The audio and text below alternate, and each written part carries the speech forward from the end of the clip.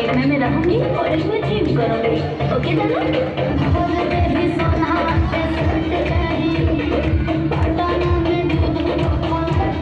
अरे एक करे जा तू जितना खर्चा करेबू हम उतना खर्चा करब ओकरा खातिर हम भागल ना होई आ यदि हमरा के छोड़ के गइलू तो बुझ लीह हम संतोष पागल नहीं कोनो बुझे ज्यादा बुझ रही उड़न